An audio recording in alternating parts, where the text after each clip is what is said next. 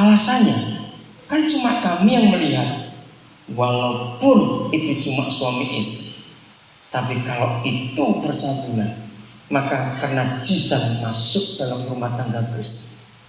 Maka itu dalam nama Yesus, karena ini persyaratan, keledai muda itu belum pernah ditunggangi orang, maka Tuhan minta tidak ada seks sebelum pernikahan.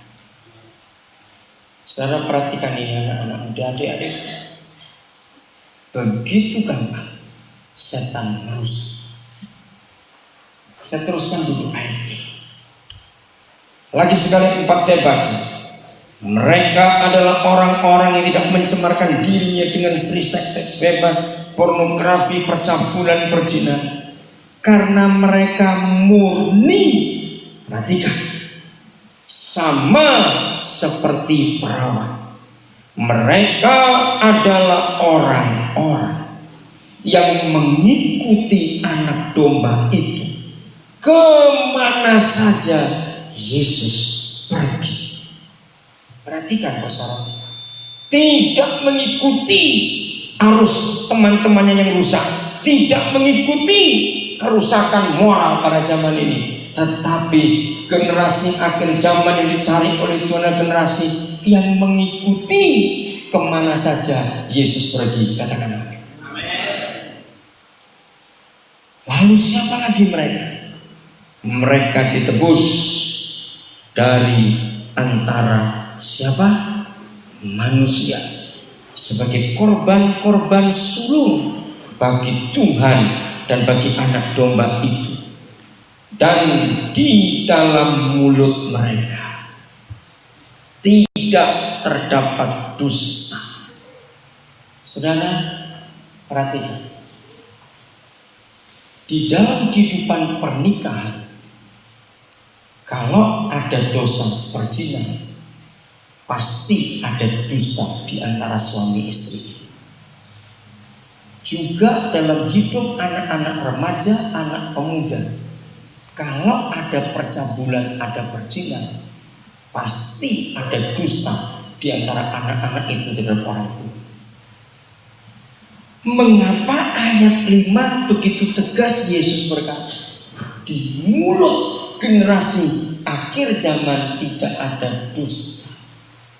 Maka kesimpulan kita, di mana ada dosa perzinahan, di mana ada dosa seks, di situ pasti ada dusta. Tidak ada dusta di mulut mereka, dan mereka tidak bercela, tidak ada aib. Saudara, kita harus mengenal kebenaran. Adik-adikku, remaja, pemuda, anak-anak yang dikasih itu, tidak kebetulan kalau hari ini kau ada di sini, entah yang datang dengan ayah ibu ataupun tidak. Tapi dengar, mulai hari ini ambillah keputusan dalam hidupmu bahwa engkau tidak akan menajiskan dirimu dengan seks bebas. Setuju? Anak-anak muda, berjanjilah di hadapan Tuhan mulai hari setelah engkau mendengar firman, hati-hati dengan bujukan-bujukan setan untuk seks bebas. Kejadian 1 ayat 28, yang belum tahu silakan catat. Kejadian 1 ayat 28 dan buka kitab suci saudara. Itulah perintah Tuhan yang tegas. Tidak ada seks sebelum diberkati. Lagi sekali, tidak ada seks sebelum diberkati. Jadi Tuhan yang Maha Kudus memberkati pernikahan dulu. Itu perintahnya. Lalu Tuhan memberkati mereka. Betul? Setelah diberkati, maka Tuhan berbicara, beranak cucu.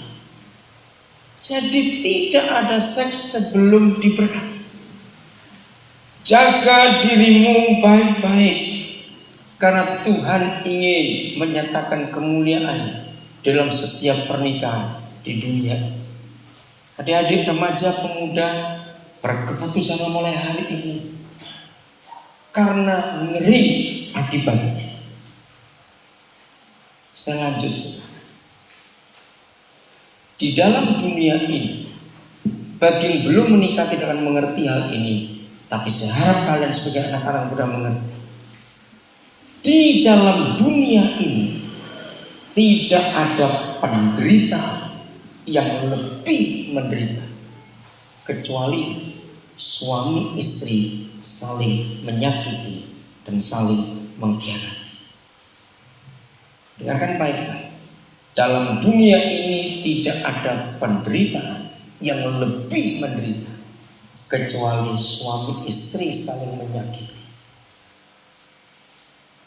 Saya percaya semua orang yang sedang jatuh cinta dalam pacaran pasti angan-angannya, pasti kerinduannya ingin membentuk rumah tangga yang bahagia.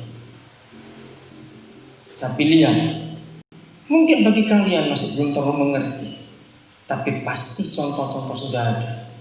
Paling tidak, maaf kalau saya harus katakan ini, kalau kalian pernah melihat rumah tangga kakak-kakakmu atau temannya kakak-kakakmu, atau rumah tangga pernikahan saudara sepupumu yang hancur, mereka ribut suami istri, mereka berkelahi. Kalian dengar cerita-cerita itu di rumah. Mungkin kalian lihat sendiri bagaimana kakakmu berantem, berkelahi suami istri. Lalu kalian lihat, yang jadi korban bukan cuma mereka dua, suami istri itu. Kalau mereka toh belum punya anak, mereka jadi korban. Lalu orang tua mereka pun jadi korban. Jadi sedih dan susah orang tua melihat rumah tangga anaknya tidak akur, tidak harmonis. Apalagi kalau mereka punya anak. Anak-anak akan jadi korban melihat orang tuanya bertengkar. Nah, perhatikan, mana kasih itu? Yang tadinya waktu pacaran, begitu mengharapkan, tapi kenyataan setelah menikah malah hancur. Saudara, dalam bukti banyak kasus yang ada. Mengapa hubungan seks sebelum menikah itu begitu banyak terjadi? Karena setan tidak ingin rumah tangga ada berkat. Saya mau tunjukkan 4 fakta dan kalian catat. Apabila pernikahan itu sudah kotor, tidak dikuduskan dalam pernikahan kudus, tapi ada hubungan seks sebelum pernikahan, maaf, mungkin di antara ibu bapak yang ada malam ini kena dari salah satu dari 4 akibat ini. Saya mau tunjukkan akibat. Mengapa apabila ada pernikahan Kristen khususnya, walaupun diberkati di gereja pernikahannya, tetapi di rumah tangganya mengalami salah satu dari 4 hal ini, pasti, maaf saya terbuka, waktu orang itu menikah sudah tidak kudus. Maka itu bagian anak muda yang ada saat ini, jangan engkau kena salah satu dari 4 hal. Nah, pertanyaannya, mengapa berkat pernikahan itu penting? Sehingga kalau berkat itu dilanggar, 4 hal yang terjadi.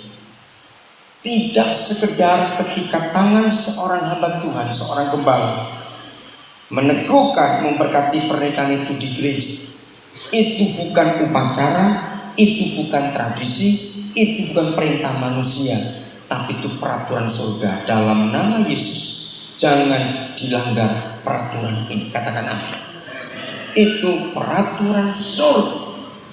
Jadi ketika seorang gembala meletakkan tangan di atas kepala 2 orang yang berlutut di hadapan Tuhan untuk dinikahkan dengan cara yang kudus, ternyata berkat itu bukan cuma keluar dari mulut pendeta, Berkat itu bukan cuma sebagai tanda supaya bisa ngurus surat catatan sipil, tidak.